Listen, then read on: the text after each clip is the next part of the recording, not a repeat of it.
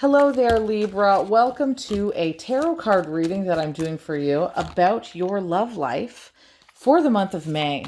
When I say that we are talking about your love life, and for that month, I mean every single week in the month of May. We're going to break down the whole month, and this is going to be for those of you who are in relationships and out of relationships. So even if you're in the friend zone or the situationships, or even if you don't have your eye on anybody in particular, I'm going to talk about each of those areas so we can get a full picture of what's going on. Now, this card here is going to be the energy from the 1st of the month of May to the 7th. Then we have the 7th of May onwards to the 15th. We have a card for the 15th of the month onwards to the 21st of the month. And we have a card for the 21st of the month onwards to the end of the month. And it's very interesting here what we have. We have a mix of communication, but we also have separation happening. And it's not full-blown ending separation. It feels like distance that's occurring here. But let's start off with the card that you first got. For the 1st to the 7th, we have the Knight of Swords. In this particular week, you might find that communication does come in, but the communication that comes in would be very straight to the point. And when I say straight to the point, I want you to envision the straight point of the sword that he is holding here.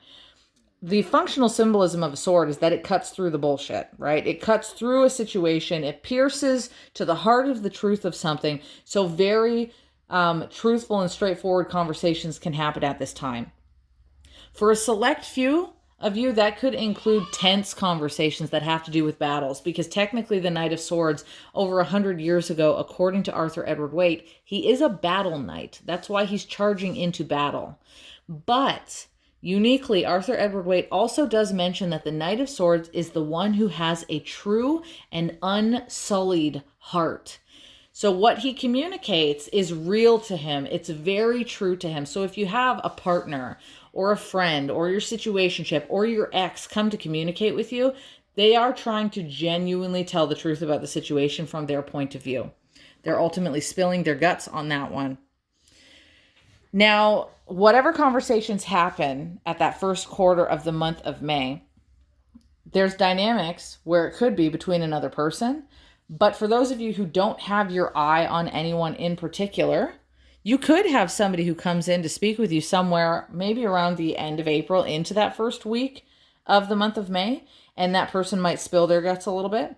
But also, this could be a tense energy that like riles up inside of yourself, where instead of going forward into the world of relationships right away, you deal with the fact that you're still very defensive when it comes to the idea of love. You might be holding back because of that. Some people hold back on love because they just don't have the time.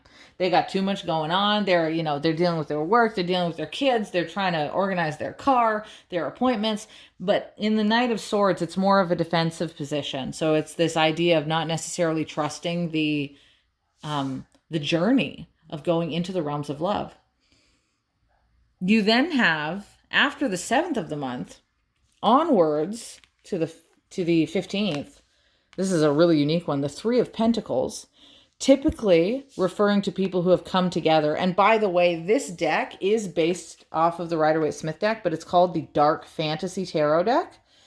So the depictions are still very similar to the Rider-Waite-Smith deck. That's why we have people coming together. They look like they're planning things with their books here, but this is in the reversal, where suddenly, instead of coming together in unity, we get a sentiment of disunity. It's not a 10, like the ending of something. It's a temporary distance. And in fact, the Knight of Swords also doesn't have anybody together with them in that mode. So that's 2 weeks worth of still feeling like you're separate from someone. For those of you who are in relationships, you could feel that sentiment of drifting happening, drifting from your partner, not having necessarily the best conversations of supreme joy in those first 2 weeks, but very truthful circumstances. And those truthful circumstances could still leave you separate a little bit with that feeling.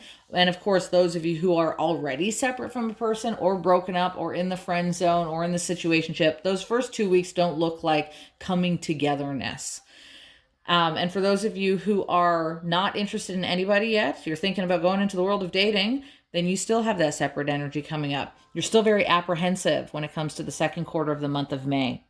I mean, hey, it does provide more time for you to do you, boo, right? More of that energy for you to deal with your own self and work on some of that apprehensive energy that you have and that distrust to the idea of love.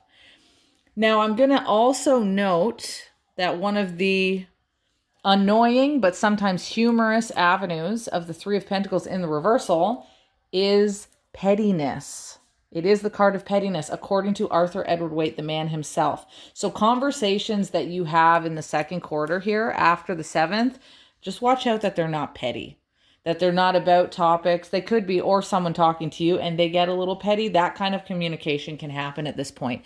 If you see you and your person getting in that petty vibe, do yourself a favor and catch yourself on it and try to play the high road. If the other person is being petty, let them be petty. And just remember that you need to keep your integrity, right? You keep your integrity, your dignity. You don't have to play a part where you return those kind of mudslinging energies back. And by mudslinging, it's a term often found in court cases where one person gets like bickery at the other one and they just splurt out everything that they've done wrong. So when I say petty, sometimes that shows up in dynamics where people are trying to keep score in relationship, and it tips an imbalance in terms of a power dynamic that happens in the relationship. One person's vying for power, the other person's vying for power. Nobody's really behaving like a relationship at that point because they keep keeping score and keep bringing it up. The third quarter of the month is the card of the single person. Nine of Pentacles is historically and in a modern sense deeply connected to independence and doing things on your own. So none of these cards so far, if you're separated from someone in the month of May, talk about you coming together with anybody, to be quite frank. And for those of you in a relationship, just watch out with this much bickering that could be occurring or any pettiness, that you don't find yourself in a highly separated state, because these two cards have that drifting away energy, but this card comes in as somebody who's really in their independence. What I do like though is it is in the upright position.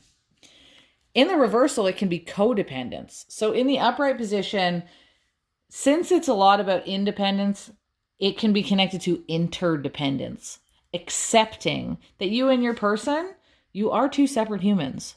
Right? Just because you're separate from someone or just because you're doing your own thing, A, doesn't mean that you guys are fully separate forever, but B, also doesn't mean that you can't enjoy the fruits of being who you are independently and develop that side of yourself so that you can bring it into the relationship in a better way. You could actually find that while you have some downtime and you're not like enthroned and wrapped up in everything that this other person is, that instead you take a step back and you really do learn the qualities of your own self. You learn about that heart of yours. You learn about how not to, say things too quickly or be petty with circumstances. And because the Nine of Pentacles is also about abundance, you do gain from something. There is a gaining that happens in that week, but it's a lot on self-reflection, doing things on your own, and recognition. If you take the high road, you gain a sense of recognition. So your person could actually recognize you for some abundance that you bring in that quarter of the month. Before I hop on to the final card here, I do want to mention that this is the May reading. Your April reading is already up since I'm doing this reading in the middle of April. If you want to check out the April reading, feel free to consider clicking the subscription button at the top of my TikTok because it unlocks all of the rest of the videos on my page. Or if you don't like TikTok, you can always head over to my Patreon where a lot of my unlockable videos are as well. Like the next one I'm doing for you guys is going to be about life. Same fashion in May, but instead it's going to be like what's your career and your education or that house you want to sell. We're going to get into that in a secondary video after this.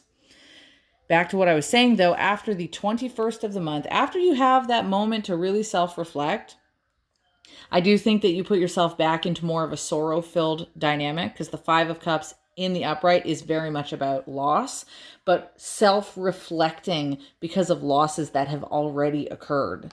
And that's why I say just be careful. If you are in a relationship, you might find yourself getting a whole lot more independent in that third quarter of the month.